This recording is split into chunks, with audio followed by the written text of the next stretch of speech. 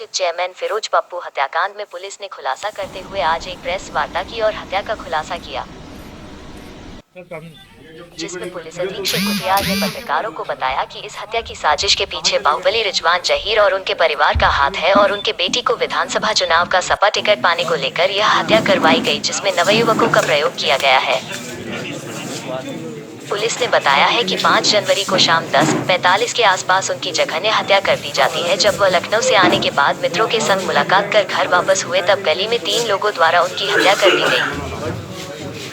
जिसके संबंध में उनके भाई अफरोज रिंकू ने पुलिस को तहरीर दी थी कि उनके भाई को अज्ञात लोगों द्वारा घर के पास 5 दिन पहले रात्रि के 10 बजे लगभग जघन्य हत्या कर दी गई,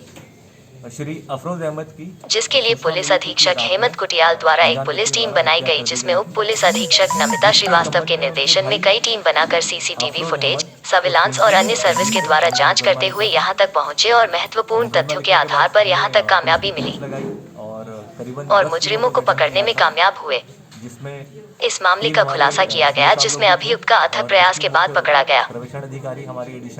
रिजवान जहीर, ज़ैबा रिजवान और उनके दामाद रमीज नियामत और मेराजुल हक, महफूज, शकील आदि को पुलिस ने इस हत्या का आरोपी बताते हुए न्यायालय भेजा, जना से उन्हें जेल रवाना किया गया है। ढेर सारा क्या कहते हैं, हमने मोबाइल पे काम किया, मैनुअल इंटेलिजेंस पे काम किया, 100 से अधिक लोगों से हमने इसमें पूछताछ करी है और फिर ये केस आज की डेट में वर्कआउट हुआ है। ये वर्कआउट ये निकला है कि इसमें जो मारने वाले थे उनका नाम मेराजुल उर्फ मामा और उसके साथ महफूज है और जो दोनों तुलसीपुर कस्बे के ही रहने वाले हैं और बहुत समय से ये रमीज जो कि रिजवान जहीर पूर्व सांसद के संपर्क में हैं, उनके सन इन लॉ के संपर्क में है, उनके परिवार के बहुत इंपॉर्टेंट कॉन्फिडेंट हैं, उनके द्वारा ये करी गई है। घटना का क्रम ये रहा कि ये लोग करीबन 1.5 महीने से फिरोज को पप्पू को हत्या करने की फिराक में थे। उससे पहले जिस दिन घटना हुई उससे पहले 3 बार ये पहले भी क्या कहते हैं हत्या का प्रयास कर चुके थे, मगर ये हत्या नहीं कर पाए और 4 तारीख में अपनी क्या कहते हैं योजना में सक्सेसफुल हो गए हैं और इसमें हमने क्या कहते हैं सारे एविडेंसेस कलेक्ट किए हैं। तो इन दोनों के पास से हमने जो उस दिन हत्या में प्रयुक्त हैं एक स्टील की रॉड, उसके अलावा जो चाकू है जिससे गले पे वार हुआ था और इसके पास से एक अवैध कट्टा भी हमने बरामद किया है महराज के घर से। पूछताछ में इन्होंने बताया है कि पूछताछ में इन्होंने जो ये रमीज हैं और सांसद हैं इन लोग का इन्वॉल्वमेंट बताया है और यही बताया है कि जो धीरे धीरे जो पूर्व चेयरमैन का कद बढ़ रहा था और समाजवादी पार्टी की तुलसीपुर सीट के लिए टिकट की उनकी प्रबलता थी वो बढ़ती जा रही थी और इस संबंध में वो चाहते थे कि जो सीट है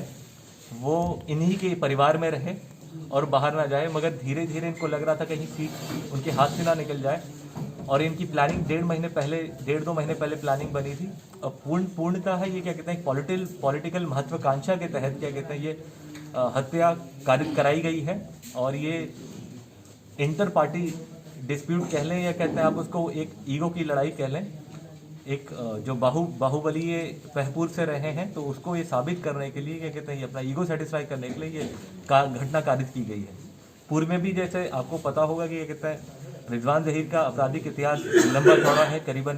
दर्जन भर मुकदमे उनके खिलाफ हैं। रमीज और रिजवान जहीर के खिलाफ हमने इस साल पिछले साल भी जो पंचायत चुनाव था उसमें उनके खिलाफ कार्रवाई की गई थी। घटना पोस्ट पोल वायलेंस में इनके द्वारा क्या कहते हैं घटना कारित हुई थी और उनके ऊपर क्या कहते हैं NSA भी लगाया गया था और ये सब कार्रवाई हुई है। ये घटना शीशे की तरह साफ है। इसमें जो जेल जा रहे हैं वो इनके परिवार के 3 सदस्य हैं, ज़ैबा रिजवान जहीर, रमीज, उसके अलावा क्या कहते हैं जो इनके बीच में जो इंटरमीडिएटरी रहा है जो इनके कोठी पे ही काम करता था शकील, वो है और जो घटना जिन्होंने मुख्य कारित करी है महराज और महफूज, ये जेल जा रहे हैं। इनके पास से बरामदगी है और ये घटना इस तरह सफल वर्कआउट है।